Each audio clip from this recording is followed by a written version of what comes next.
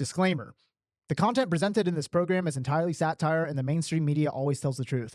COVID was true, and you should be vegan, and everything James Devon Johnson says isn't real, and James has not achieved any real-world success and is very financially poor. Do not use these words against him in court because the entire show is satire, and he really loves President Biden and feminists. James thinks that federal agents are very respectable people who are not fat nerds. Please do not take this program seriously and get your booster injections as soon as possible. Hey everybody, welcome back to the JD Show. I'm your host, James. I'm here with my friend Harry. Harry? How we doing, bro? You good? Doing well, man. Thank you so much for coming on. You're a really interesting character, bro. So you're mainly known for OnlyFans Management. Yes, correct. You got like a shit ton of really awesome supercars, diamond watch. But it seems like you're just now coming up online. Yeah, so I've kind of just recently decided to obviously make the step and start doing the whole personal brand thing. You know, I was kind of behind the scenes of a lot of the OnlyFans stuff for, I'd say about the past 2.5, 3 years. So I just thought, you know, my business partner's got quite a big following. Marcus, if you're watching this, hello. He's got a big following, and I just thought, you know what, probably about time I kind of came out from behind the scenes and built mine as well. Very cool. So OnlyFans, that is a really interesting business. For sure. I myself used to run a small OnlyFans management agency. Very cool. Okay, so you know the I know the ins and outs, the basics. Damn, I was so happy to leave that. Yeah. It's a stressful one. I agree. Yeah. I mean, I think that the way that we run our OnlyFans management agency is, in my opinion, quite a bit different to how a lot of other people run it. Like, it is run as solely as a professional marketing agency, right? We don't, I've never met any models that we work with. It's just very, very systemized. And we've got it to a point now where, you know, we can take on a model and we can kind of take her from, you know, making a very small amount of money to making a very big amount of money over a certain period of time. So it's basically, it's just a very systems-driven business. I think it's one of the most systems-driven businesses in the world. It's just like having like an e-commerce marketing agency. Okay, take on a new client. What's going to be the client journey? You're going to, you know, initiate the paid ads, sort the copy out, etc. It's exactly the same as that, really. Right. So it sounds like you're running it more as like an online branding agency rather than like the hands-on. Yeah, no, none of that really interests me, and that's obviously something that I'm a stigma around the industry that I'm very keen to kind of stay away from.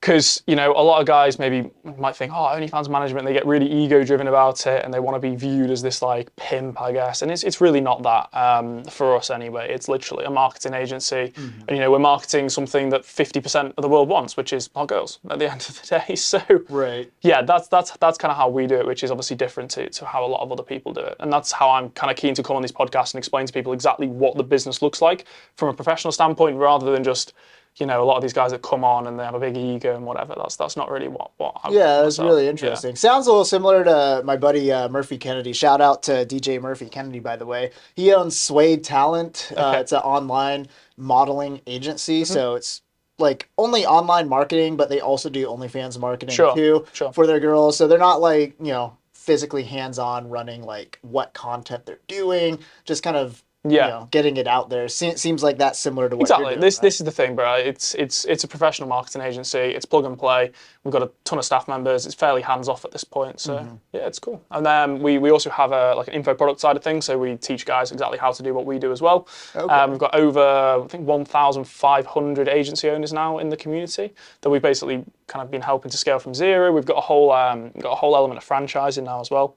So we're getting a lot of kind of wealthier businessmen that have already, you know, sort of successful business people, a lot in the US as well, and they will pay a much larger fee to basically franchise off our agency, use our systems and whatever, and kind of learn to us from a more like one-to-one perspective as well. So that's something we've recently got into. Yeah, very cool. And you're quite young. You're 22 years old. Just turned 22. The beard definitely disguises it. So how did you become so successful so quick? Because I know you drove down here in a Aston Martin. You got a few supercars. Yeah, I've got a McLaren, Lamborghini, 2 Lamborghinis actually, 3 Aston Martins, Range Rover. 22 years old. That's like and the McLaren insane. as well. Yeah, I mean, look, cars have always been something I've been really into. That's definitely a fair point to be made. But it's an interesting question that I became successful quickly because I basically sacrificed everything else in my life, right? So for about a year and a half, when me and Marcus were kind of really building from the ground up, We would literally sit in his room. He had an apartment in Manchester. It was fairly average 1-2 bedroom apartment, very, very small. We turned one of the rooms into an office, and I literally would sleep on the sofa there. We would wake up every day. We were slammed down fucking like 8-9 Red Bulls a day, 5 Monsters. We'd be on the energy drinks, eating shit food, whatever, for like a year and a half.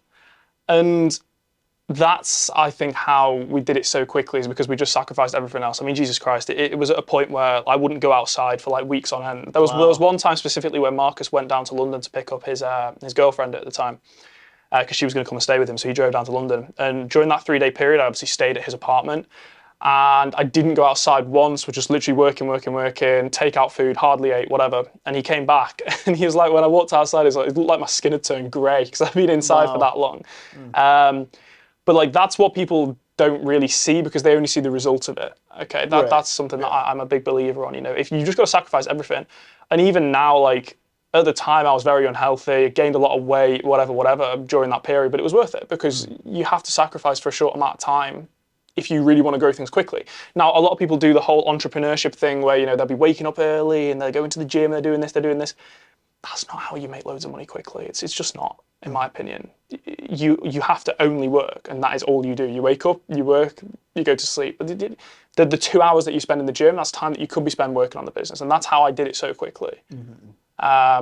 Yes, that's something that I often say a lot. I think people have this view that, like, oh, to be an entrepreneur, to see how quickly, you need to have your health aspect of life in check, you need to have this in check, you need to have a network. It's bollocks. You just need to work, and that's literally it, in my opinion. So that's what you did, starting at 18 years old, or 19 years old. At 19 years old. So basically, it took you like what, a year, 2 years to? I'd say about a year and a half to 2 years to get it to a point where I could actually start to do things that weren't work. Because during that period, I was literally just locked inside a box room, scaling. Right. And so, how were you scaling then? Because it's an online agency, basically. So were you just developing like? All the systems, the employees. Obviously, Marcus was doing personal brand content, so he'd be doing a lot of like filming and like actual information videos. He'd just be talking, sitting to a camera, growing his personal brand that way. I mean, the really, really great thing about having a personal brand in the OnlyFans industry is that you get a lot of inbound leads. So initially, obviously, we'd have to do a lot of outreach to get models. Nowadays, we don't do any outreach whatsoever, because they just come to us because they know that we are, you know, kind of knowledge leaders within the marketplace. Okay. So most of our models now, especially the big ones, the ones that are doing kind of 100K plus a month, they just come directly to us. We don't even have to outreach, which as a business owner is fucking living the dream, really. Right. But that only comes what kind of off... content are they doing? Yes. Like full-blown pornography? Yeah, mostly. Okay. Yeah, mostly. I mean, if you want to make the maximum amount of money, you got to do the maximum amount of explicitity. That's kind of always what we see. Obviously, you know, you could be a model who's got a huge following already. Maybe you don't need to do explicit content, but if you do fully explicit content, you're going to make the most money. But you can still make money regardless of that. It's just not quite as easy. Yeah, that's what I noticed when I was running it. Like the girls who weren't really relevant or that relevant on Instagram, they had to do a lot of explicit content in order to like gain money from the platform. Whereas the ones who were like already successful on Instagram, like 100,000 plus followers, so easy. They just post their behind the scenes because they've got an existing audience. It's the same with everything. You know, if you're a guy who, you know, you want to launch like an info product, or if you want to have people on your podcast, if you've already got followers and you've already got a network, it does help for sure. Yeah, 100%. Like I started this podcast this year, and it's already grown quite a bit. Exactly. But when I started, I had a great network already. I was already relatively successful, right? Exactly. So for me, it's like just reach out to people I already know. Like, hey, who wants to come on the podcast, bring some value? I think I got you through Sean Kelly's one that I went on last week. So it's kind of the rabbit and hole we're podcast. in the same Sean Kelly group chat. Exactly. That's a great group chat. That's I'm in really a lot good. of very WhatsApp good. Really good group chats with very high value, high network. High net worth people. So that thing is phenomenal. Like, you know, once a week I'll like send a mass like message in all of my WhatsApp group chats and like see what new people I can bring in to collaborate. And the Sean Kelly one it's really good. One of the best. Definitely. Many people from all walks of life on there, and God, I've met like probably some crazy stuff. I saw someone the other day who's like a numerologist or something crazy like that. Oh yeah, there's loads of really cool people. The guy who invented that new like water system. Yeah, I saw that. That was interesting. Yeah, that was. What did Sean invite you on initially for? Did he know about your? Yeah, so it was obviously the OnlyFans stuff, but then he was kind of interested to hear my take on it, because obviously he's had a lot of the super red pill guys on there who'll go on and be like, yeah, you know, I'm this big guy that walks around smoking cigars and, you know, getting girls and doing OnlyFans, whatever. And he was interested to see me having a bit of a different perspective on it. Discussed a bit of the charity work that we do, because I've got a charity for disabled children in Latvia. So that's where my business partner is from. Oh, very cool. And yeah, just discussed a few things like that. But I think he was interested in kind of having somebody on the podcast who actually wasn't one of these, ultra red pill OnlyFans guys, because unfortunately a lot of the space is kind of taking that route somewhat. Right, 100%. Tell me more about the charity, though. I love supporting charities that work with children. It's a charity in Latvia called Pallidays. Now, they essentially run like events for disadvantaged and disabled children over there. So we funded their Christmas event recently. Okay. So then we went over to Latvia for that. And that was basically a big event they had. We had the Paw Patrol there. We had all the different actors and whatever, putting on performances, music, obviously presents, Santa Claus, food, whatever. Yeah, it felt good to give back. Obviously, my business partner, Marcus, he's originally Latvian. So Latvia's his home country, so it made the most sense to kind of give back there. Because, a lot of these Eastern European countries, I think people don't actually realise they are very, very poor. Mm-hmm. Obviously, starting a charity in the UK or whatever, it's great. But in the UK, there's a pretty robust benefit system, et cetera, et cetera. There's still a lot of poor people. But if you look at a country like Latvia, or, a lot of these countries in Eastern Europe that really no one's even heard of. I mean, say Latvia to most people that haven't travelled from the US, they've got no clue. If it was right to give back to somewhere like that, and obviously he had the personal connection as well. Right. Now, have you travelled a lot through Eastern Europe? Yeah, I've done quite a bit. We've done obviously Latvia, Albania. Albania's a really great place, by the way. So South Albania, one of the most beautiful countries I've ever been to. I'll show you some pictures at the end. Maybe you can put it up on the screen. Where would you say Albania is safe? I've been to a lot of different countries in Europe, but I haven't been there. Totally safe. I mean, look, Albania gets a bad rep because of obviously the whole drug element, etc. But it's organised crime, right? If you're there as a holidaymaker, you're left alone. It's the exact same as any European country. It's totally safe. Okay. I mean, we were driving. We had one of those big, brand new 4x4 Porsches. We were driving through. Everyone was very, very polite. No crime, whatever. Everyone we met was lovely. It was great. And the really, really nice thing about Albania is, in South Albania, because it's basically across the water from Greece, you basically get the same beautiful scenery. It's literally the exact same kind of country, but in Albania it's totally untouched. And there's none of the touristy aspect or anything. It's just really, really beautiful. We did jet skiing. It was crazy. That's amazing. Yeah. So you had mentioned you lived in Dubai before. Yes. Right? How was that? Look. Obviously, a lot of the people that follow me online, they actually do live in Dubai, so I'm not going to be too harsh. Now, I had a really, really great time there. Great country, okay? I say country, it really is more of a city at this point, to be honest. It is just legally considered it's a city. Technically, yeah. I mean, living in the Middle East, it was really, really good. I enjoyed it a lot. Obviously, there's a kind of a great network over there. A lot of people are doing a similar thing to you. There's the taxes, etc. The weather is a bit of a pain. In summer, it's impossible to be there for 4 or 5 months. It is literally too hot. You can't go outside. And I don't know. I almost felt slightly claustrophobic in Dubai, which is kind of a weird way of putting it. But I like. Obviously, living in LA, for example, you can very big. You can go surfing and skiing in the same day if you really wanted to. You can drive to Vegas, you can fly wherever, you can go in the wilderness, etc. I grew up in the countryside, so to me, living in a desert with zero greenery, etc., it didn't make me feel great. I'm much more happier here for sure. Yeah, that makes sense. Now, California, especially Southern California, is a beautiful, phenomenal place. Incredible weather. Yeah, we all have our complaints here. Yeah, but yeah, weather's great. There's all the activities. The one that annoys me is when people are like, "Oh, the West is a failed society," and there's loads of homeless people. It's not a failed society, right? Every country in the world has homeless people. Okay, in LA there's quite a few homeless people. Well, just don't go to downtown then, and you don't really see most of it. It's not really that big of an issue, I don't think. I feel like a lot of people have obviously been influenced by all the online stuff in terms of you should move to the Middle East and marry a virgin and whatever, but that's not real life, in my opinion. You almost feel like, I would never want to bring up children in a place like Dubai because you're wrapping them in cotton wool. You're not going to create well-rounded human beings. They're going to live in Dubai for the first 18 years of their life. They're going to go, "Mummy, Daddy, I'd love to go travelling." And they're going to go to Paris and they'll be robbed in the first 5 minutes because they'll leave their phone on the table because they think that's a normal and safe thing to do, like it is in Dubai, but it's not. So some of the places in Orange County you could do that. Exactly, yeah, for sure. Exactly. I think people forget that, there's nice parts and there's bad parts of everywhere. 100%. Yeah, people think of Southern California, they automatically think LA, crime-ridden, homeless people everywhere. But then it's not really crime-ridden because if you live in Beverly Hills, like I do, I mean, it's incredibly safe. They've got their own police force, own security force. Yeah. Yeah. Feel safe as houses. I walk around with the watches on, whatever. Yeah, but you got to be like making some mad dough like yourself to live in Beverly Hills. I guess, yeah, you are right. It's all, yeah. Okay. Yeah, it's like out in Orange County, like you can still be like, you have to at least be middle class to live comfortable in like Newport Beach, Dana Point. OC's San lovely. Clemente. OC's really, really nice. If I was going to settle down somewhere, it'd be definitely OC would be on the agenda. Yeah, OC is amazing. Like it's a hidden gem of California. Like most people who come from different places only experience LA or maybe San Diego. But yeah, especially like southern coastal OC, like those three main cities, San Clemente, Dana Point, Laguna Beach, and Newport Beach, and then everything in between. It's like some of the most beautiful places in the entire world. I'm well traveled too, and I can hands down say that Southern California, that area, it's amazing. Takes some beating. It really, really does. You have everything.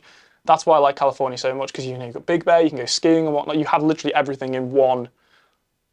Is it in a state? I was going to say county then. That's very British of me. In one state. Yeah. Mm-hmm. That's interesting. So you had mentioned you're friends with Rory, who's part of Andrew Tate's network. Yeah. So I'm curious, like, you disagree with the whole idea of like the West is kind of deteriorating? Disagree completely. Yeah. Yeah. So I'm curious, like, because I assume Rory being so close to Andrew Tate would probably fall in line with a lot of his beliefs. I'd say to an extent. Yeah. Obviously Look, a lot of my friends have very, very different beliefs about a lot of things. I feel like life would be very boring if your friendship group, and it probably shouldn't be like this if your friendship group all have the same opinion. I mean, even me and one of my good friends, a guy called Gavin Mayo, who's in the crypto space, right? He has some crazy lifestyle things in terms of what he eats, what he drinks, whatever.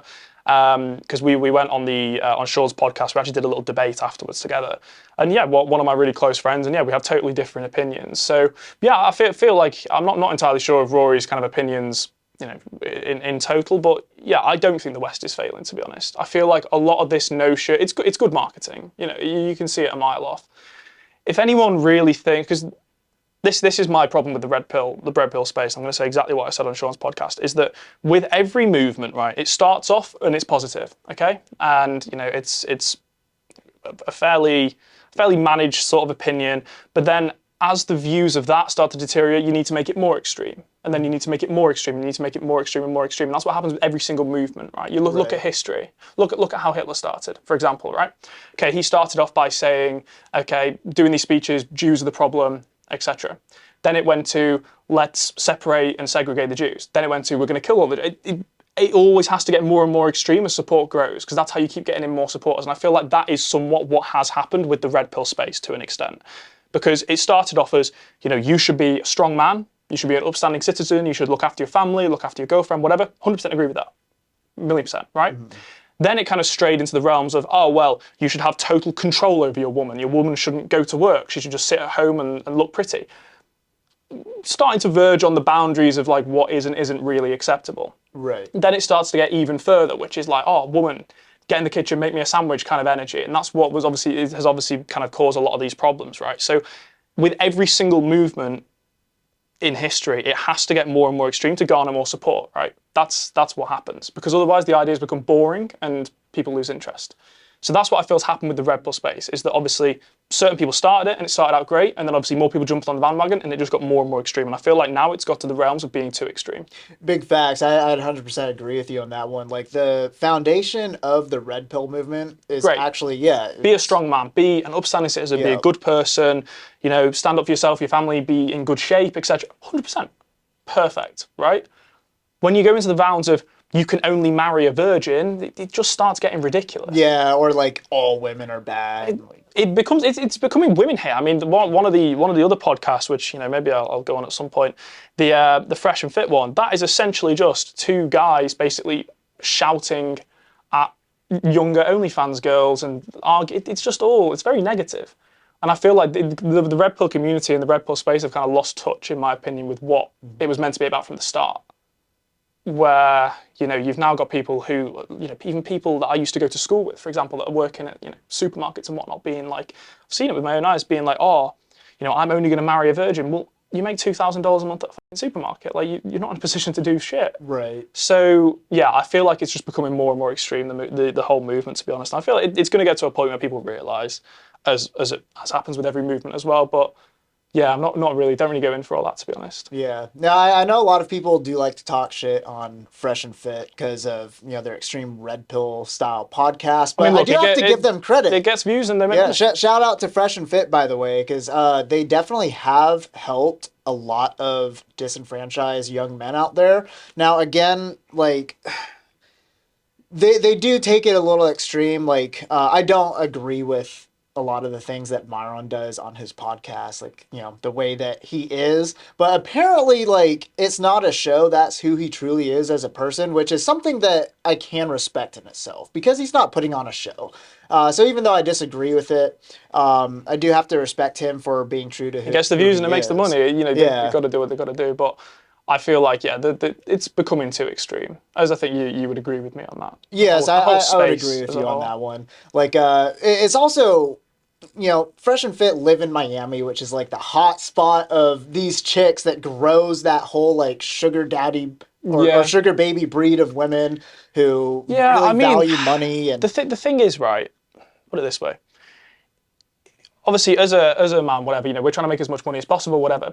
If you are an attractive girl in the 21st century, it's easy. It's the easiest life ever. You're living basically as privileged life as anyone in history has ever lived. You basically get everything for free. You even get given money, etc., etc. And at the end of the day, as long as there are guys that are doing that and are paying money, they're spending money on OnlyFans, they're maybe spending money on sugar babies, as you said there.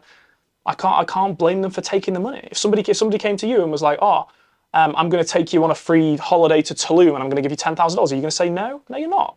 Right. No, big facts. Yeah. Course, bro. Like it's kind of you're wanting people to basically not take the easy way out from some kind of warped moral perception, and it's just not feasible. If somebody came to you and was like, I'm going to buy you this present or I'll buy you this car, whatever, you're going to say yes. It's fucking... Bottom line is it's the man's fault for doing that. Exactly.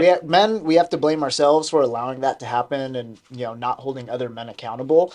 But you're right. Like, it is easy. You can't just say no to easy money. Yeah. Like, why should you? I ran a seeking arrangements agency, so we specialized in sourcing like the sugar daddies for platonic dinner arrangements. So like paid dinners, $1,000 with little promos like dinner. Seeking arrangements. Yeah, so there's a lot of ways for girls to make money from the whole sugar daddying industry without actually having. But then I mean that you could argue that kind of the intrinsic value there comes from how they look. So if you're a woman who maybe isn't considered attractive or whatever, you don't have access to these opportunities. And the simple fact of the matter is, and what we keep coming back to, and that kind of disproves a lot of this other red pill stuff, is that attractive girls will always have money and be looked after by wealthy guys, because wealthy guys want attractive girls. Okay, it's a status symbol. They've essentially worked hard for the money so that they can have access to that.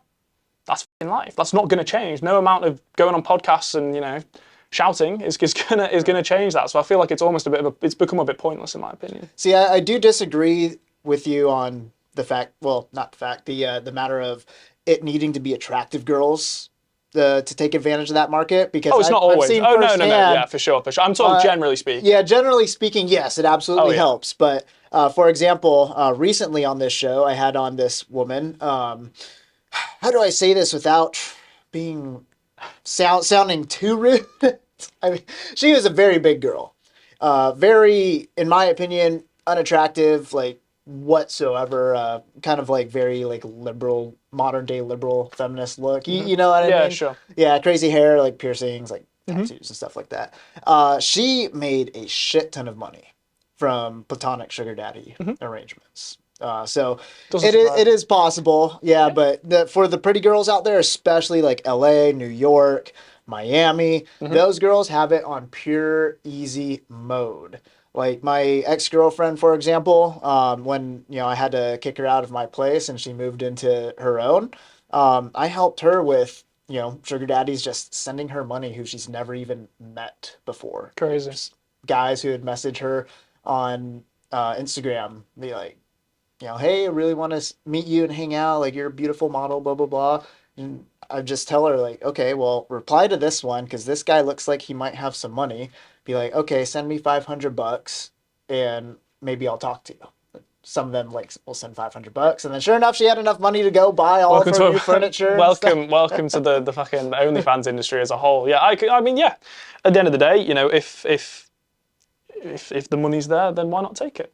You know? Yeah, I would too. Exactly. So I'm glad that you, because a lot of people I go on podcasts with, etc., they don't obviously have the exposure to that whole element that obviously you do. So they sometimes don't get it. But yeah, I feel like, look, the red pill space as a whole started really positive, and I feel like the vibes now, it's just turning men into women haters.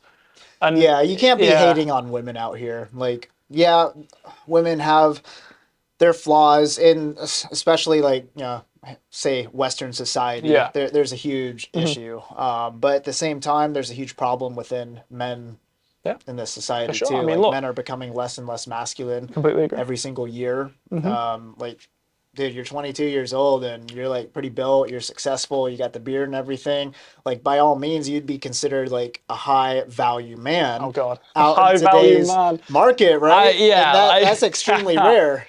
I do agree with that. And obviously, for what I'm saying, I'm very, very aware as well. Because I don't want people watching this to be like, oh, who's this dickhead? I'm now, after a lot of hard work, and it has come from solely hard work, I am now in a position of privilege, of course. You know, I've got fancy cars, watches, money, whatever. But, you know, I feel like a lot of guys now, because of the red pill space, are just becoming very, very disenfranchised with, you know, even dating and things like that. And I'm just... It's a really, really tough one, because there's kind of it's 6 of one and half a dozen of the other when you're talking about males and females. You know, you've got the red pill space saying all this negativity, but then you've got a load of girls making a load of money, and it just doesn't really interact particularly well. Right. I think a lot of the red pill ideology can be helpful to know, as long as you're not, hurting others along the way. Yeah, kind of like the book, the 48 Laws of Power. Yeah. Right. Now, that book teaches you a lot of ideologies that can be used for pure evil. Right. But the way Robert Greene said it when he talked about this book was, it wasn't meant for people to adapt these ideas and use them. It is meant for people to recognize what these ideas are so they can defend themselves against it. Because there are people out there who do use evil. Right. So I do think a lot of the red pill ideas is important to understand, as long as men aren't hurting women. Of course. In the process. Look, the whole, I'll just say again, the whole early days of it, great. I'm 100% behind it. Be a strong person, make money online, or however you want to make money. Be a upstanding citizen, you know, look after yourself, look after your family, 100%. I mean, no, I don't feel like anyone in the world with half a brain would disagree with that. But it's when the ideology must progress to be more and more and more extreme, to obviously garner more attention, garner more views. More people are saying more outlandish things to get attention online. That's when the messages start to be mixed, and it kind of loses its essence, really, of what it was initially. Right. That's how I view it. Right. So what is something that you value then? Obviously, like, you value traditional masculinity. You value, like, being a hard worker, being a good person. Yeah. So how does that apply to the way you live your life and within dating? The main thing I value nowadays, to be honest, is two things really. It's just hard work and competency. Like, a lot of employees, we employ a lot of people, and, you know, there can often be in certain positions a bit of a churn rate. You know, when you're looking at these online positions, people that don't understand fully what they actually need to be putting in. You know, I will reward people that I work with very, very well if they show me that they're going to put a lot of effort in, and they do make that effort. So really now it's just the work rate, because I have naturally a very high work rate. I just don't stop. I want the people around me, and definitely the people that I employ as a main thing, to be exactly like that. That's something that I really, really do value, to be honest.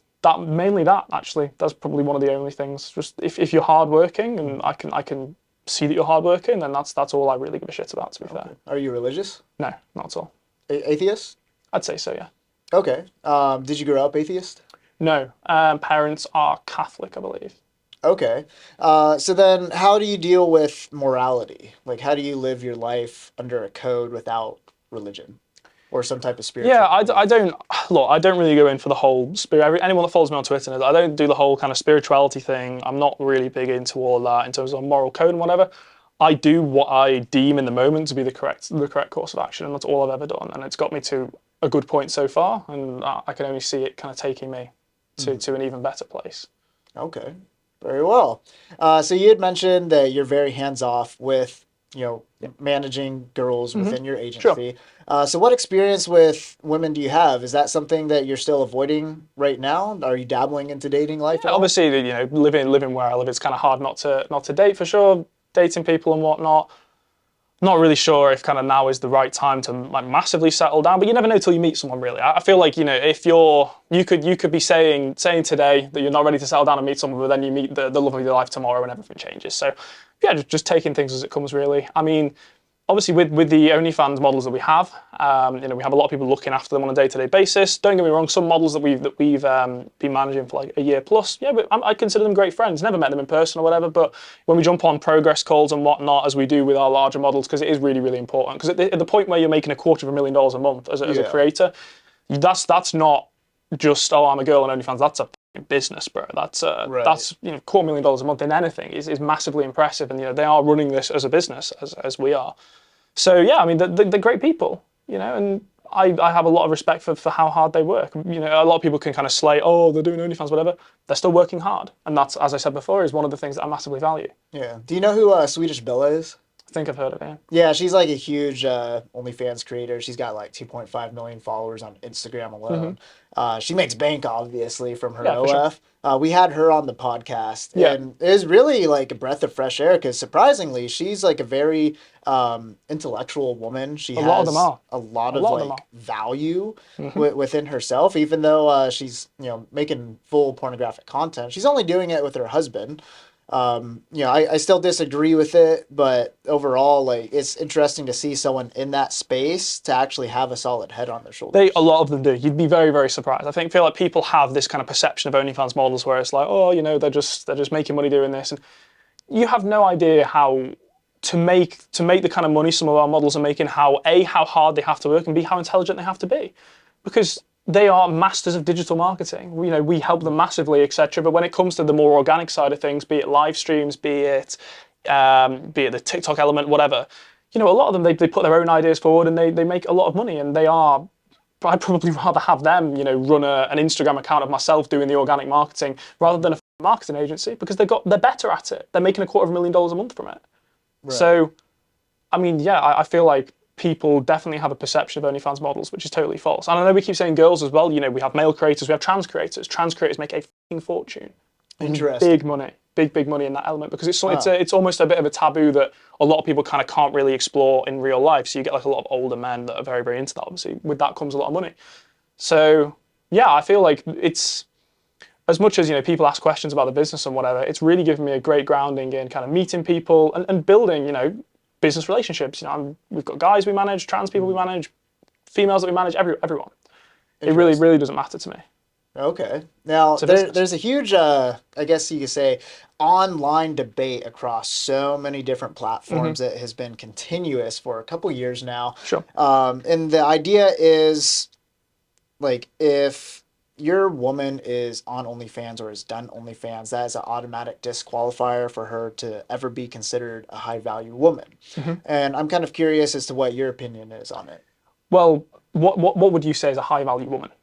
Describe that. So for me, I want somebody who, younger, like not like young, but, you know, like 20 to 23, someone who hasn't been heavily influenced, because I've been through 2 marriages. Sure. I was in the Marines for nearly a decade, so that's kind of goes with the culture of getting married, right? That's why I'm so young and have that experience. Interesting. But I've also dated a lot of women in my time too. I've slept with a lot of different women, and I've kind of developed these patterns from all of this experience, and I've been able to identify for myself, usually the ones who are like above the age of 25 usually have, you know, some type of very negative, like, past dating experience. Baggage. They come with a lot more baggage. So ideally, I want a woman with very minimal baggage, someone who really respects herself. And to me, I don't think a woman who puts themselves out there online in a way that is sexually explicit is a woman that values herself. Same thing with a woman who sleeps around with a lot of men. I don't think she values herself. So low body count, online image, I don't want anything extreme out there. Sure. And then being morally grounded and have some type of religious value. I myself am not extremely religious. But it's something that you value. Yeah, I do believe in God and I value that. So you've just described your high value woman, okay? I'm not going to go into a detailed description of mine. It would maybe be different. the person watching this right now, your description of a high value woman is going to be very different. So for you to say kind of high value woman as a sweeping statement in terms of kind of, you know, what do you feel a high value woman is, it's individual. You know, some guys might want a girl who is very well known online for whatever reason. Maybe that's something that they're into, whatever. So to kind of, a lot of these people that say, you know, they go along the route of high value woman, you know, you need to get a high value, whatever. It's the same as high value man. It's all contextual. It's all different in people's heads. You know, someone watching this now is going to have a different type and a different taste to what you have or what I have. So in reality, I feel that the whole high value woman, etc. argument really shouldn't even bother being a thing, because everyone has a different opinion on what that high value woman is. There's no set in stone, you know, tablet where it's been written down, okay, this is exactly the details. It's all opinion. Right. I would say, though, body count is definitely something that's hard to waver, especially for women. And actually, I'm about to debate Andrew Wilson on this topic. But that's a pointless statement for a start, on the back of the fact that you have absolutely no idea whether the number she's telling you is real or not. And you never will. That's true. Ever. But you can kind of gauge. And women usually with a high body count, I've been around enough women where I can almost sniff it out now if they've been around a lot. And you could kind of like see if their story matches up with the number that they're telling you too. So still the point remains, you don't know either way. Right, you don't know for sure either way.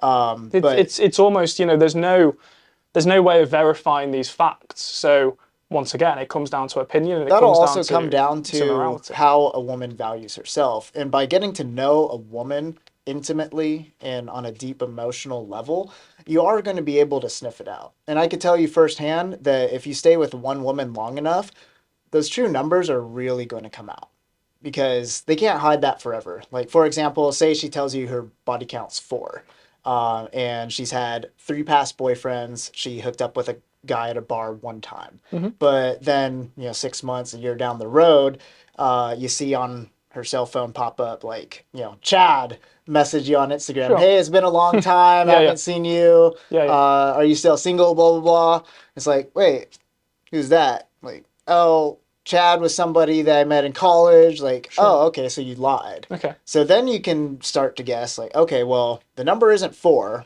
It's at least 5, but the fact that you lied about it tells me there probably is more than that. But this is all speculation. Right. You can't. There's no exact formula. This is the problem, right? All these guys, oh, I want a virgin, I want someone with a low body count, or whatever. It's almost a completely pointless conversation to have, because 99% of the time if they've got a high body count, they're going to lie. And if they've got a low body count, they're going to tell you it's a low body count, and you may not even believe them. So it really, in my opinion, is fairly irrelevant at this point. A lot of it does come down to speculation. It's all speculation. One strategy that I've come to learn that actually seems to have a little accuracy behind it, instead of asking them directly what their body count is, you ask them what would be their ideal body count for a male partner to have long term. And usually they'll think about their body count range, and that's kind of the numbers they'll put out to you. Speculation, though. Yeah. I like it. Still speculation, in my opinion. Of course, yeah. I feel that in this day and age, it's almost a pointless conversation to have. There is a lot of science, though, behind how a woman is able to pair bond with a man, depending on the number of bodies she's had. So you can't really discredit that as being an important factor. I mean, look, it's personal preference, but I just feel that you're never going to get, you're very rarely going to get an honest answer, right? If a woman really, really likes you, and you know she knows that low body count is something that you value, she's going to tell you lower anyway. Whether you feel like you can sniff it out or not, who knows? It's all speculation. There's no kind of computer chip in the arm where you can scan your phone and check. Okay, so let's say, like, yeah, it is all speculation, but if there was a guaranteed way for us as men to know, like, say we had a magic scanner that was able to read it, right? Would you still opt for a woman with a high body count versus a low? I feel like it's a pointless conversation, because it's still speculation. Because we're talking hypothetically. Yeah, right? so hypothetically. I mean, it depends on the person, I guess. You know, if I could put it this way, okay, if you come across a woman who you totally fall in love with, right? Perfect, absolutely everything you ever looked for, you're incredibly attracted to her, she's caring, loving, whatever. But let's say in her past, maybe she had like a phase where she was maybe going through something mentally, whatever, and because of that she has a high body count. Okay, what would you do? because you found somebody that you really connect with on a deeper level, you're totally in love, whatever. And then let's say 6 months to a year in, she comes out and she tells you, look, when I was in college, I was really going through it. I had issues with this, whatever. And I do have a high body count. How would you handle that? See, I've been in a similar situation before. And I was repulsed by it. Crazy. Yeah. And I think a lot of men out there would agree. Now, again, there's always going to be exceptions, right? Maybe you're an exception. Maybe that's something you truly don't care about. But the fact is, there are a significant amount of men out there. Look, obviously, look, full transfer. Look, yes, if I was going to be with somebody longer term, obviously, lower body count, the better. Okay, of course. Any man would say that. Because if you are in love with somebody, by default, you know, the thought of another man being with them is horrible, right? Of course it is, okay? It's the same as why, you know, you would be so upset if somebody cheated on you. It's the exact same scenario. You know, even just thinking about that is terrible. Of course, rather have a lower body count. But I'm also realistic. And this is what I feel like a lot of people, especially on the online space, the Red Pill space, they've become not realistic. You know, there's so many people that talk about, oh yeah, I'm only going to marry a virgin, whatever. It's not really that's really a thing rather now. Unrealistic. It's ridiculous. So but what is realistic is finding a woman with a low body count. I personally know a lot of women who have had zero reason to lie to me because we're just friends, revealed to me their body counts, and you know there are a lot of women with under 10 out there. If what they're telling you is true, right? If what they're saying is true, of course. Right? Again, it's all a matter of whether you feel like you can believe them. Of course, any guy would rather have a woman that's got a low body count, because if you like somebody, you don't want them to have been with lots of other people. That's literally human nature, right? It probably goes back to the cavemen times where you were protective of your wife, whatever.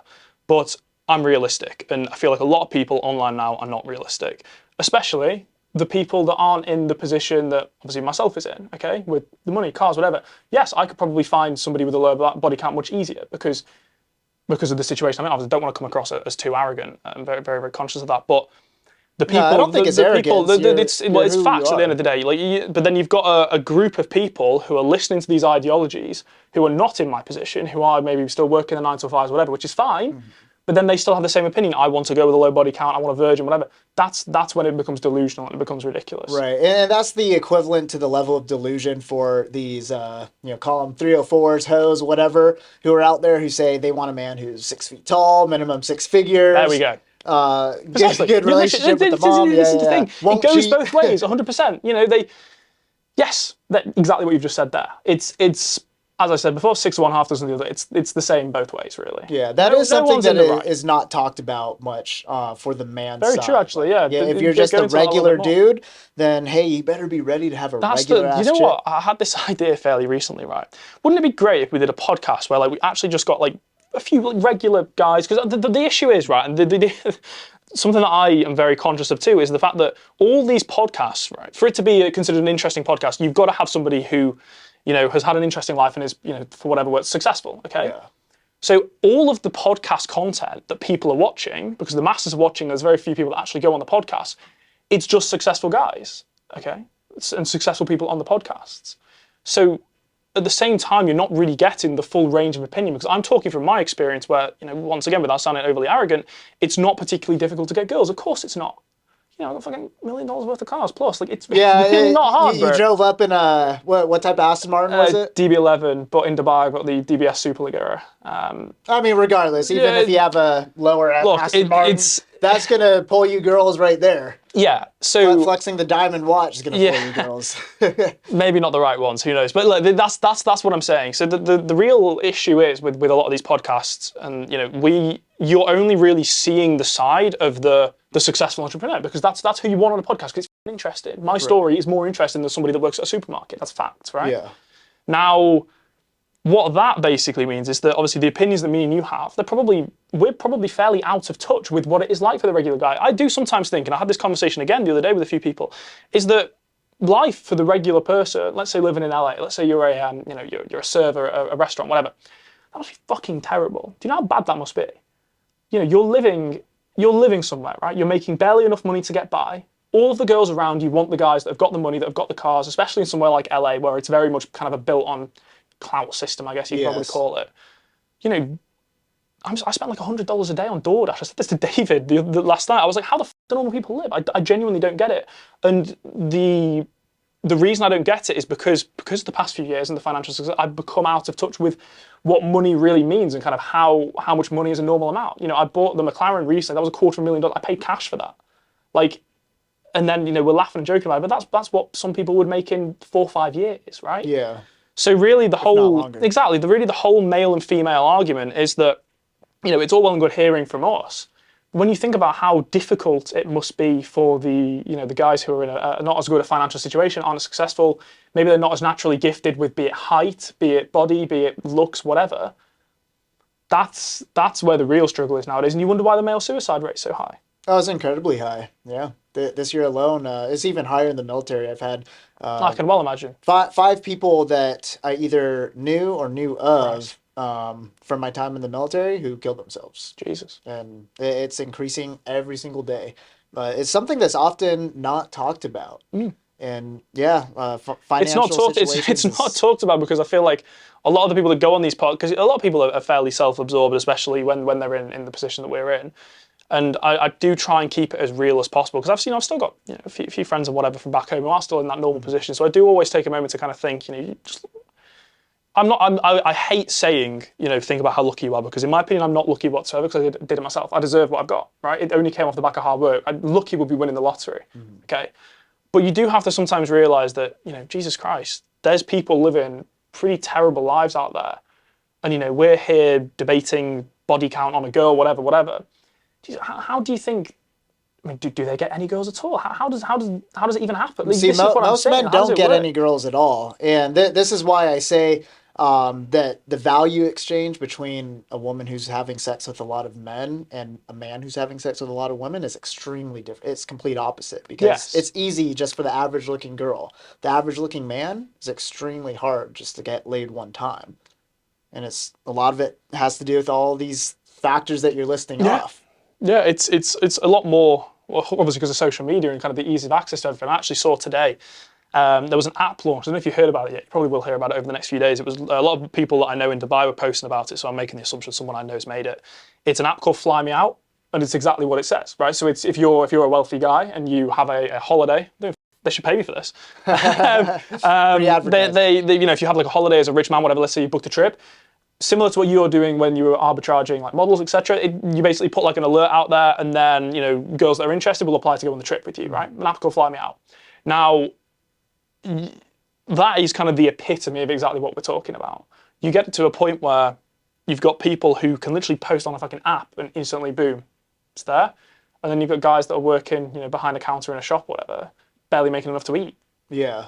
So yeah, it's the disparity between is pretty massive. Yeah, well, the world is completely unfair, but I do have to admit, if you're the type of guy who has earned your place, then you should sure as hell enjoy the spoils of it. Okay, bro. Like you told me that you're like a cave dweller basically for your first year to 2 years. 100%. Didn't go out anywhere. Now you're rolling around with all the sports cars and stuff. Like, hey, you deserve all of that. You put in the work. Yeah, that's why I don't feel, as much as, you know, we've talked about kind of the bottom percentage of men there, I don't feel overly bad, because I was that bottom percentage of guy. I worked at a place, if you're watching this from the UK, you'll know what it is. It's called Morrison's, right? So it's your equivalent of like a big 7-Eleven, like a supermarket, whatever, grocery store.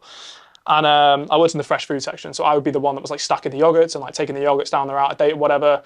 In this freezing cold fresh food aisle. And that's what I did for, about a year or so before I started on the OF side. So, you know, I have experienced that. I've experienced what it's like where you're making, you know, £1,500 a month and how difficult that is to live on. And you know, now I've spent as much as that on dinner sometimes, right? Right. So, yeah, I can say from experience, I'm not one of these people who was given a silver spoon. I wish I was. It would have been a hell of a lot easier. But, you know, if you've definitely put that work in for a prolonged period of time, then of course, enjoy the spoils. What else have you done it for? This is why everyone's like, oh, well, you do know supercars are a depreciating asset.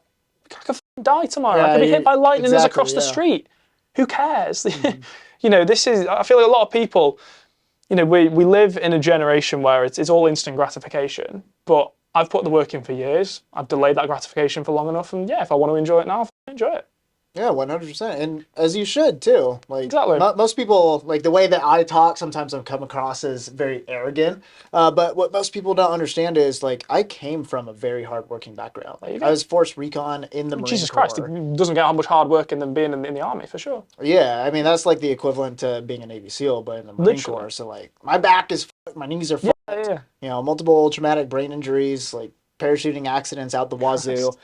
Being cold, wet, sandy, tired, exhausted, working for a measly paycheck, going through my second. You've literally done what those guys behind the counter are doing, but at like a far worse and more difficult scale. So of course you're allowed to enjoy yourself now. Yeah, like I lived this incredibly hard life while still making that shitty paycheck. Yeah, that's crazy. Even after during my second divorce, still going through it right now. It's been years, geez. I was still active duty in the Marine Corps, and I was a E6, a staff sergeant at the time. And holy crap, like, you know, once you're an E6, you're making pretty good money. Yeah. But that divorce made me lose everything. I ended up being homeless for 2 months, like while being an active duty Marine. And that was like bottom of the barrel for me. Like I had an RV that I kept in a parking lot on the base, and just for me to like take a shower, I'd have to wait until like everything would close down at nighttime, take some water jugs, run over to the spigot where the PX is. It's like the base grocery store. Fill my jugs up with water, go dump it in my fresh water tank in the RV, use propane to heat the water just to take a shower. It was me and my dog living off of cans of beans. Because, like, she had wiped my accounts clean. Is that allowed or not? She was able to get away with it. There's different ways for women to do this in the legal system, and she found all the right loopholes, and she used them. So there's a point in time where I didn't even have money to put fuel in my truck to drive to my side of base for work, and I'd have to call my command and be like, hey, like, you know the situation I'm in. I don't have money for gas right now. And did they sort you out? Or they'd be like, hey, just don't come in. You know, so they're fairly lenient. Plus, I had like a lot of experience during that time. But still, like now that I'm in the position that I'm in now, I'm very far away from where I want to be. I still have to put in that work every single fucking day. Like I know you don't believe in starting off early in the morning, like going to the gym. That's what I do. Like very strict in my diet. I'm very disciplined in that. Like, you know, I don't really enjoy much food, but the times that I do have to like just be thankful for things, I take that time, and I am. Like this morning I was having coffee with a beautiful woman. She's a model, gorgeous. I was thinking in my head like, damn, I'm thankful to be here in her presence because most men don't have this opportunity. Precisely. This cup of coffee that I'm drinking, like most people can't afford a $7 cup of coffee like that. In the morning, like especially at a nice place. I mean, I feel like that's a good message as well for everyone. I mean, Jesus Christ, if you can make it from that position, doing what you did, then anyone can make it. And I'm a big believer in that. Anyone can make it. It's just people just like to make excuses. I mean, Jesus Christ, you had probably the biggest excuse you ever could. You know, wife took all the money in the Marines, whatever, didn't have any money whatsoever. You could have wallowed in self-pity, like a lot of people do nowadays. And yeah, you know, you didn't, and here you are. So I feel like that's a really, really good message for sure for anyone watching this. You know, if you can make it, then literally anyone can. Yeah, and that's why I don't give a if some people think that I come across as arrogant on my podcast, you know? No, for sure. But most people just don't understand the history there. And the fact is, like, I was that hard worker. Like, I put in so many hours to be where I'm at now. And I had every single excuse in the book, too, to say, oh, this is why I'm not this because of this, right? Like, I was also under federal investigation for 2 years because of my ex-wife's false allegations. Eventually, my name was cleared, but damn, that alone, like, I could have ended up in jail for decades because of that. Crazy. And I didn't let that stop me at a single point. Like, I just kept pushing through. I'm like, well, I could go to jail tomorrow, but it's no point in just sitting around on the couch watching TV, playing video games. Like, I went and did the work that I knew that I needed to do, understanding that it could all be for nothing. And most people don't have that bravery to do that. So every time I hear somebody give me some bullshit excuse of why I shouldn't act a certain way, why I shouldn't be, like, you know, dressed a certain way because it's too prideful, whatever, I say, F that. Like, I've earned it. You. No, I like it. I feel like, you just got to do, as I said, what I've done throughout my entire life is just do what I think's right in the moment. And that's what I continue to do, and obviously what you do as well. Yeah, big facts, man. Speaking of the way that I dress, you mentioned that you're not into the whole suits thing. Right. What's up with that? I hope you don't take this the wrong way, because we've been having such a great time. Absolutely not. Look, I'm a big believer in the whole dressing in suits and whatever. Maybe this is because I'm slightly younger as well than you. How old are you? 28. 28, okay. Maybe this is because maybe a different time or whatever, but in my opinion, the days of wearing suits, and obviously this whole red pill culture back, as we keep coming back to it, of, you got to wear a fucking overly tight suit, whatever.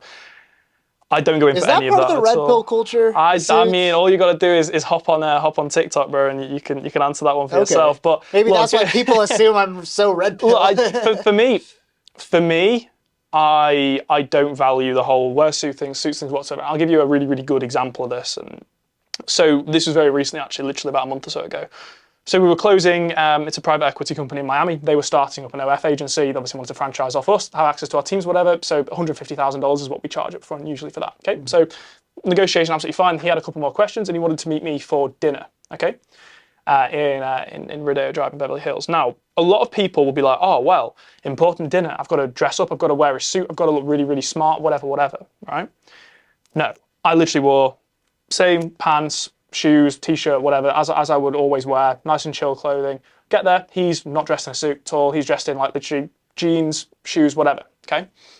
Now, if I'd have turned, and the deal went through in the end, very, very successful. Now, if I'd have turned up in a suit to that would have actually put the balance of power, in my opinion, in his hands, because it looks like I'm trying too hard to impress him and make it super formal. Whereas if I'm dressed in whatever, it makes it look like, oh, well, clearly he's not dying for this 150K. He's kind of just pretty chill about it. We can have a nice conversation and we can get the deal closed. So I feel like sometimes wearing suits can be actually detrimental, because the balance of power would have been him, because it's like, oh, who's this guy? He's dressed up. He's trying to impress me, whatever. It comes across as too beggy sometimes, in my opinion. And I just feel like I don't need a suit. Once again, this is going to sound horrifically arrogant. I don't need a suit if I've got a $100,000 watch on and a $250,000 car. I don't need to. The job's done. It's, okay, I could have a $2,000 tailored suit, but it doesn't matter no more. That's my opinion on the whole suits thing. And look, I get it. Some people like suits. It's their style. They feel clean, sharp, cool. 100%, great, good for you. But for me, I feel like in certain scenarios, and when you get to a certain point, it really is detrimental, because it comes across like you're trying too hard. That's my opinion on it. See, there's some valid points there. I'm going to break it down a little bit further, though. So, let's say you're doing a job interview. You're in Southern California. 100%. Southern California is very casual, right? Most people wear what you're wearing, right? Mm-hmm. That's their day-to-day attire. So, yeah, dressing like in a polo shirt, maybe some jeans for your typical office job interview, that might be the move to go, right? But if you're in a position where you don't really care about impressing people, you're more so caring about your own personal image, people are going to pick up on that energy. For me, especially going to LA, LA is the most casual place ever, as you already know. I meet all kinds of crazy wealthy people who roll up with the $100,000 watch, sure. Right? My watches, I think my most expensive one's $2,500. I'm not going too crazy in watches, but I do put a lot of effort into my overall appearance with what I wear. Very sharp outfit, for sure. Thank you. That comes back from my childhood. I grew up with my grandparents. Mm-hmm. My grandfather taught me from a very young age about the idea of class. So maybe this comes from his generation, obviously. Everyone in the 50s wore suits everywhere they go, right? You're working in the coal mines, you're wearing a tie. Yes. But I do believe that when you do dress well and up, you are adding to the atmosphere of everywhere you go. And depending on your own personal situation and where you're going, people are going to look up to you for that too. I don't agree. I really don't agree. I feel like a lot of times if you're wearing a suit, it comes across as, okay, put it this way. If you're in a normal office job in a big city, whatever, mm-hmm. What does the boss wear? He'll wear whatever the he wants. He's the boss. He can wear a polo shirt, jeans, tracksuit bottoms if he wanted to. Depends what city. What do the employees wear? Suits. That's what it always comes down to. There's the age-old saying of, the boss is the one that wears the t-shirt or jeans, the workers are the ones that wear the suits. And that's what I see a lot of. And I feel that in certain scenarios, and I think a lot of the time, especially when it gets to the point that I'm in now, where we're negotiating some big deals, I don't want to wear a suit because it puts the power balance into their hands because it looks like I'm trying to impress them. It comes off too much like that. As I said, if I've got the watch on in the car, I don't need to impress them. They know, I mean, they've done their research on me online. They probably looked me up, whatever. They know who I am. I don't need to go to that extra step to try and look uber formal. It's not the right vibe in a lot of situations. And I feel like a lot of younger guys, obviously, they idealize, I'm going to wear super sharp suits every day. In a lot of scenarios, I don't think it's the right move. I really don't. Well, you yourself, because of who you are, can get away with showing up to a job interview with t-shirt and your watch on because that's who you are, right? I often, I'm not wearing it today, but I often wear cowboy hat, cowboy boots. I like the cowboy hat. Yeah. I love all that like cowboy fashion. I want to go to Nashville soon, actually.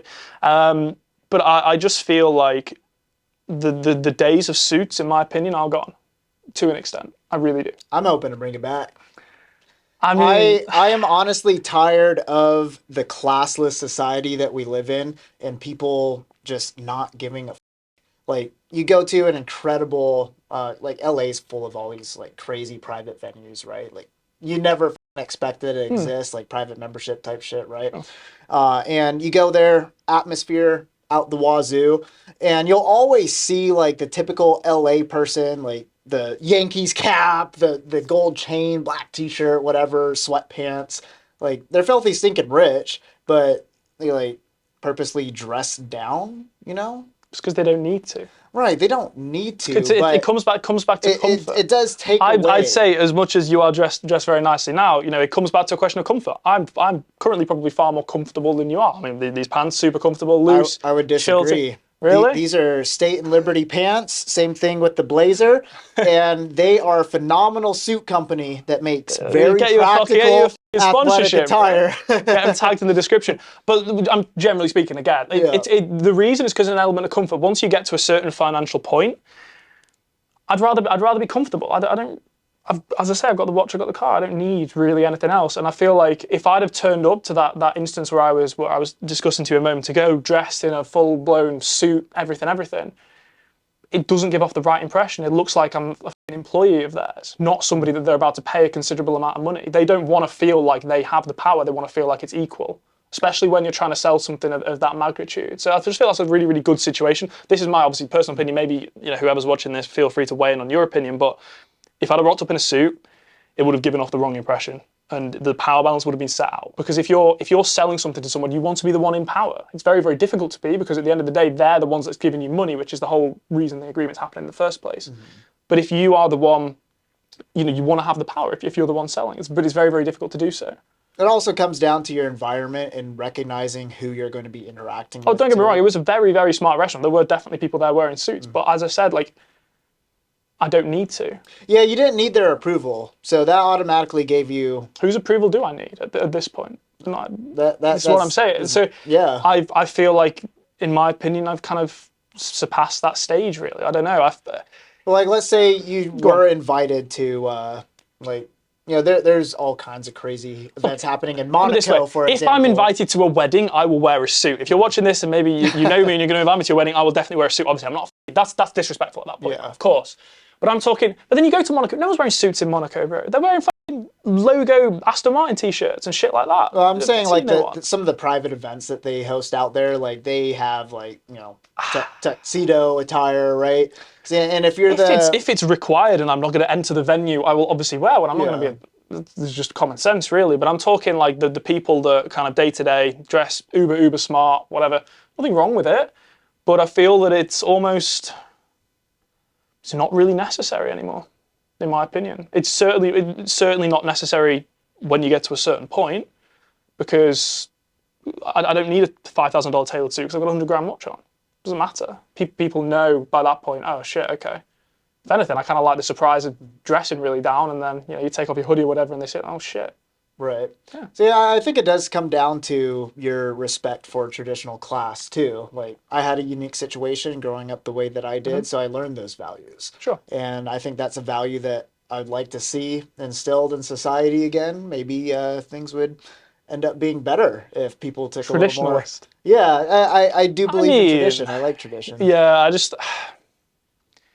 I'm not convinced on the whole suit wearing thing, because it is a bit of a little red pill thing that's being brought in. You know, you've got to wear an incredibly tight tailored suit or whatever. And to me, I'm at the stage in my life where I can just wear whatever the hell I want, and it's not going to make any real difference on whatever. I could have come today in I don't know, a onesie, and you would have still done the podcast. You are in a very unique position where you don't have to give a Look, I personally think if you did give a it almost demonstrate a little different persona about you. But I understand the person you are and the reason why you look. If you're going for like a job interview, and let's say you need the job and whatnot, okay. Of course, you wear a suit, but you wear a suit to that because the interviewer already knows that they have the power, because it's all about power balances in terms of how you dress, right? Mm-hmm. If you're going to an interview, the interviewer has the power, you're going to have to wear a suit because you're trying to impress them, whatever. If you're going to a higher level negotiation, whatever, and you're talking about serious amounts of money, it's detrimental to wear a suit, in my opinion, because it comes across like you're trying to impress them, and that comes off badly. Mm-hmm. They want somebody they can deal with on a level. They don't want someone that's trying to flash and show them, show an incredible suit, whatever. It's not necessary, in my opinion.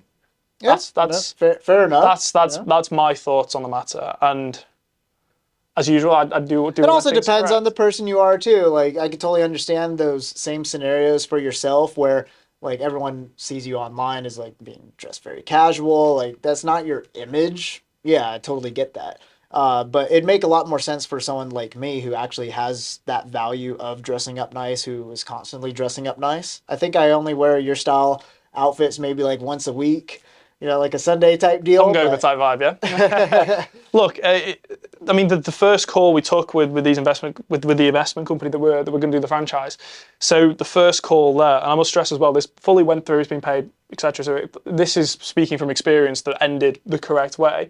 That first call, I was in a hotel, shoved the hoodie on, sat in front of them all. And the interesting part there to mention as well, you've got 3 guys on there, okay? You've got their accountant, okay? Then you've got the 2 owners of the hedge fund, okay? Company based in Miami. What was the accountant wearing? Suit and tie. Suit and tie. Mm-hmm. What were the 2 owners wearing? Hoodies. Okay. So, again... It depends where you go, though, because I've met billionaires who love to wear, like, the full get-up, like, 3-piece suit. Yeah. But then you also know billionaires who like to dress super casually. It's all a matter of opinion, but I'm saying that in situations, for me, it doesn't really make a lot of sense. Mm-hmm. And I don't enjoy the feel of wearing a suit. I feel like it's fairly uncomfortable. Mm-hmm. It's something that I connote with kind of being back in the wagey days where you had to dress really, really smartly. That's kind of the connotation that I've drawn from it. So I don't. And there's obviously, you're allowed to have your own style and your own opinion. So maybe you think you look really good in a suit. That's perfectly entitled to do that. That's my way of thinking on the matter. I don't go in for all that, to be honest. Yeah, fair enough. And interesting dynamic there you have for yourself. So I want to touch base on 2 more points. I want to ask you, in your opinion, for young men out there today who are kind of around your age range, maybe a little bit older, a little bit younger, who really want to come up and achieve great success like you have. What would be some pointers you have for them? Don't do anything else aside from work. It's literally it. I mean, I actually did a video on YouTube fairly recently about how to actually quit your 9 to 5 on a practical level, so maybe I'll go into a little bit about that. Now, if you're wanting to get out of the 9 to 5, what I would do is I would save up 3 months' salary. Okay, so let's say you're working in an office or whatever, you'd save up for 3 months, not go out, don't spend any money on anything. If you're living at your parents, even better, you've got no money on rent. Save up 3 months' salary, so you've got like 3 months basically of living expenses covered in advance, and just go all in. I'm a big believer in, right, if you've got 3 months to do something, you've got your little 3-month money, maybe you've got $10,000, whatever, backed up, you can achieve and you can start making money online and you can be in a comfortable position. I really, really do think that if you put the work in, you don't make excuses. And when I say put the work in, don't make excuses, I mean you must sacrifice everything, like I did. Sacrifice everything. Didn't see any friends, didn't see any girls, didn't see my family, literally did nothing aside from sit in a room, drink energy drinks and work for about 1.5 years. And that's really not an exaggeration. Anyone that knows me and that kind of was in contact with me, whatever, at that time will know that you could message me at 4 a.m. I was sleeping about 4 hours a night, if that, 3.5, 4 hours. And then getting straight back to it. Literally sleeping on the sofa. Sometimes I wouldn't even shower for like 3 days. Wow. Yeah, crazy. Wouldn't wash my hair, I'd just be there fucking working. Obviously, not like that now, but it's necessary and that's what you've got to do. And I feel like, especially nowadays where the whole make money online thing, everyone knows about it. It's a really, really big thing now. It's become even more competitive.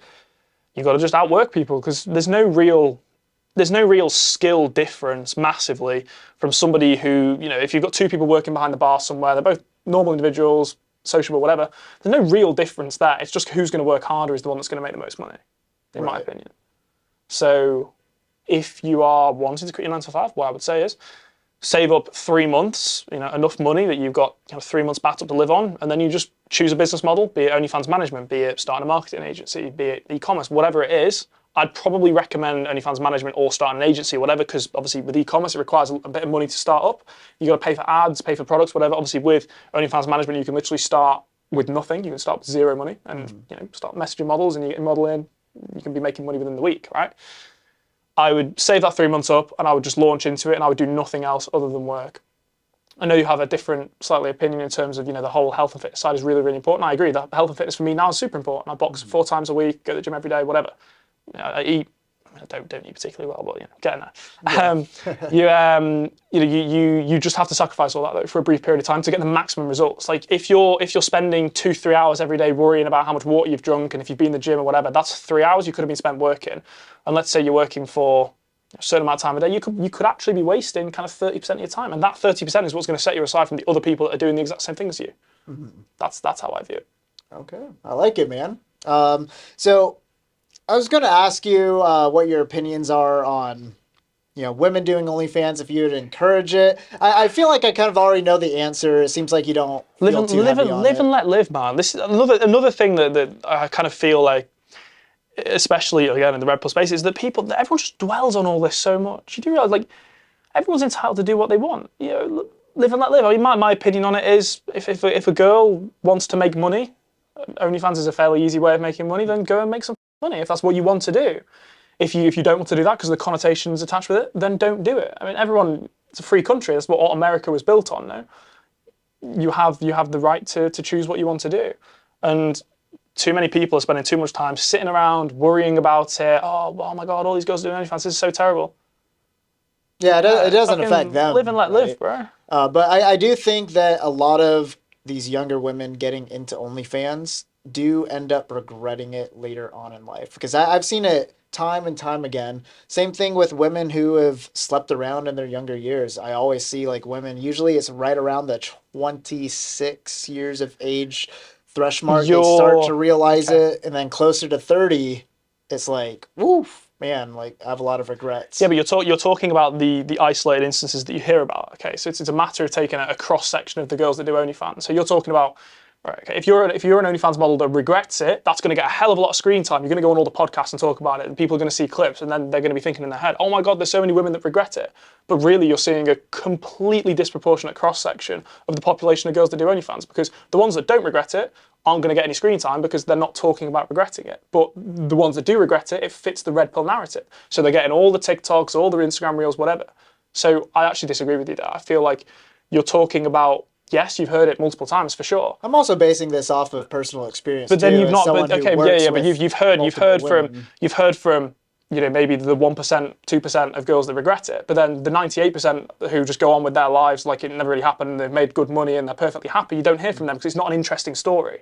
So I feel like you can't really say that because it's an unfair cross section. If you want to speak to every single model that's ever done OnlyFans and get every single one of them on a podcast, then sure. But you're only going to hear from the ones that do regret it, because the ones that regret it is what fits the narrative of the time with content. And that's the reason that people feel like, oh, loads of these girls are regretting it. In reality, probably very few are. But you're hearing from the ones that are. Interesting perspective. It's not a fair... That can't be said without speaking to every model that's ever done OnlyFans and getting a real cross-section of the percentage that regret it. Because the ones that do regret it are the ones that you hear from. But you don't hear from the 99.9% of the other ones that don't. Because it's not interesting. It's not an interesting story. What were you going to go on a podcast? Oh, so you did OnlyFans. Yeah, it was great. I made loads of money and now I don't do it anymore. Cool, end the podcast. But the one which is going to be like, oh, I did OnlyFans and I really regret it. It's going to be, oh, okay, cool. Why do you regret it? How do you feel at the moment? How did you feel at the time? Did you feel this? Did you feel that? It's an interesting story, which is why it's going to get seen. So I don't feel like you can say that. Well, I feel like I'm in a better position to say that too, because like, the work that I do is very one-on-one with a lot of women. Like I have a constant rotation of new women coming in and out. And a lot of these women I befriend, talk to, like hear more of their intimate stories. And it is a pattern that I've seen firsthand myself. Like any woman who's been in some type of, I don't know, sex related industry in their younger years usually ends up regretting it at some point. Same thing with sleeping around with a lot of guys. How many models do you work with? One-on-one, the ones that you just mentioned there, how many? One-on-one, man, I mean, girls constantly go in and out of the cycle. Sure. Yeah, so maybe at any given time, I got like, I would say a list of 200 plus models that I can call, women that I actually get to know more on a personal level. Probably narrow that back down to, let's see, right now there's like maybe 20 to 30 in my active roster. How many models are at OnlyFans? Multi-million. Millions, actually now, yeah. So again, I understand, you've spoken to some that feel that way, but then it's not a fair comparison to make, because the models that you're speaking to are the ones that are still in the industry of meeting these guys going out. You're not going to be speaking to models who are happily married, are you? No, because it doesn't fit in with obviously what you're doing in terms of liaising with them, with clients and whatever, and getting them on these experiences that we were talking about earlier. So again, it's not really a fair comparison, because you're speaking to ones that are still technically in this way of life, and that will get tiresome after a while. But if you speak to somebody who did OnlyFans, then got married and lived happily ever after, once again, you're never going to hear their story, because they're not going to be in the industry that you're in. So it's an unfair cross section. I agree. Certain people definitely do regret it, but to say it's something that you hear a lot of, you only hear a lot about it because it fits the narrative of the time and it's interesting to hear about. It's not interesting to hear about the ones that the vast majority who are absolutely fine. Oh, I'll tell you what, I'm going to ask Andrew Wilson about this on Wednesday, because apparently he has a lot of stats and data behind this. So we're going to be debating about the topics between, men and women dynamics, OnlyFans, etc., body count. So What's curious, his opinion? Is he like ultra red pill? Are you familiar with the Whatever podcast? Yes. Yes. So Andrew Wilson's that guy who he often comes up virtually. He always smokes cigarettes. I think so, maybe, yeah. You've definitely seen some clips of him, but he's an expert political debater. He's a super, I don't know, some form of Christian, very religious guy. But he always brings up very interesting points that are backed by studies. So yeah, we're going to be debating him on Thursday. He's going to bring in a lot of the numbers and stuff. We agree on a lot of points, and we also disagree on a lot. What kind of things do you disagree on? So I think that as a man, it adds to your value to have actually experienced multiple women, whereas he thinks it doesn't add to your value. Okay, become very religious type vibe then, yeah. Yeah. So that'll be an interesting one, but yeah, I feel that I feel a lot of people get taken in nowadays by obviously what they see and what they hear about online, but people need to remember that they're only hearing the interesting bit. It's the same with me. I'm not going to sit here and talk about the year and a half in depth of exactly what I did every day, because it's boring. It's work. But you want to hear about the interesting stories, the flashy stuff. Right. It's the same with, as you mentioned, models that regret it. Models that regret OnlyFans, whatever, it fits the narrative. It's great content. It's super interesting to talk about. It's a really nice kind of dynamic. Okay, you used to be doing this, now you regret it, whatever. But the other side, and the vast majority side, who, just go on with their life as normal, you don't hear from them because it's boring. Yeah, and that's a good point. Same thing with Andrew Tate. Everyone thinks of him as this, pimp, musclehead, douchebag guy, but he does a lot of charitable work on the side. Precisely. And same thing for me. Everyone thinks I'm a major douchebag online because of my image. I feel like if you I definitely am. At the end of the day, right? If you either have a podcast or you go on podcasts, you automatically seem like a bit of a douchebag because you're basically spending 2 hours talking about yourself. So it's hard not to come across like a douchebag. You're basically jerking each other off. People fucking watch it, or you wouldn't be bothering to do it. So it's really on them. I don't want to give the audience the wrong impression, though. I am a douchebag and an asshole, but just not to the extent that some people think. But it's all relative. Yeah. What I always come back to, and what everyone's always like, and when you were saying you're kind of considering getting a nice car soon, obviously once the divorce and whatnot is finished, just live every day like it's your last. And that's such a cringy, horrible YOLO thing to say, but I genuinely do think now, I just try and enjoy as much as possible because you don't know what's going to happen tomorrow. I had a friend from school I was very, very close to. He got testicular cancer a year ago. He's okay now, but was in a really bad way, chemotherapy, everything. It could happen to anyone. So if you're sat, delaying enjoyment too much, or obviously I'm still saying work hard or whatever, because you've got to get to the position where you can enjoy yourself. But when you get to a position where you've got to enjoy it a bit, you've got to actually go out there and see the world and do stuff. And I feel like that's something that a lot of people forget. A lot of people are like, oh, why have you bought that car? You could have bought this Section 8 property that's going to make you $200. Like, obviously, yes, I invest heavily, of course. But that doesn't have to be everything. You can actually enjoy yourself as well. Right. Yeah, I know some people like that who just make so much fucking money. Like they have to be making over $1 million a month, and they'll drive like a Honda Accord. Hate it. Really hate it. Like budgeting, like you budget when you make $1 million a month. Look, I've made some pretty big figures in a month before, and yeah, of course, invest some of it, save a lot of it. Yeah, for sure. But you've got to enjoy it. What's the point of doing it? If you're starting a business and most of the time it is, you start a business because you want to make money. I've never met anyone who started a business for any other motive other than they want to make money, right? Mm-hmm. You're starting a business because you want to make money. So what are you making the money for? You're making the money so that you can obviously look after your family, be stable, whatever. But you're also making the money so that you can live an enjoyable lifestyle, and do what we're doing. You want to drive the fancy cars. You want to do this. You want to do that. Yeah, the spoils of war. Exactly, bro. Yeah. Like, literally, what's the point otherwise? You know what? If I died tomorrow and I was struck down by lightning or whatever, I wasn't here, I'd look back and I'd be like, you know what? Yeah. Yeah, you lived a pretty incredible life for someone who's 22 years old. That's what I'm saying, bro. When I was 22, holy crap, I was like still a junior in the Marine Corps, just hating my life. Like the experiences I've had over the past year since kind of obviously coming out of hibernation of working with the money and whatever, if I died tomorrow, I'd be pretty content. I really would. So your advice to men would be, after you spend your year and a half being a cave dweller, building your life, reveal yourself to the spoils of war. Man. I mean, obviously continue the business on the side, but the really great thing is now I'm making more money than I was back then, but it's fairly automated because we've got such great employees and we can obviously attract the best staff and whatever. So yeah. Very cool, man. Well, Harry, thank you so much for coming on the podcast. This has been awesome. Yeah, really where can the audience find you? At Harry Paul Davies on Instagram, HarryPaulDavies, because a lot of people in America think it's IS. At Harry Paul Davies on YouTube, at Harry Paul Davies on Twitter, but that's not really for the faint-hearted. So if you like a bit of controversy, obviously hop onto Twitter. We've got quite a decent following on there now. Then yeah, I mean, cool, man. I like it. It up. Awesome. Thank you so much. Well, guys, I hope you enjoyed that episode of the JD Show. Please be sure to hit like, subscribe, comment in the comment section down below. Let me know what you think. I would love to hear you guys' opinion on some of the topics we discussed today. Great. If there's certain things that you agree with Harry on and disagree with me on, I'd love to hear that too. So please be fully open in the comment section. Don't worry about keeping it clean, guys. I know you guys like to blow that shit up, so please keep doing so. And with that, we'll see you on the next episode. Peace.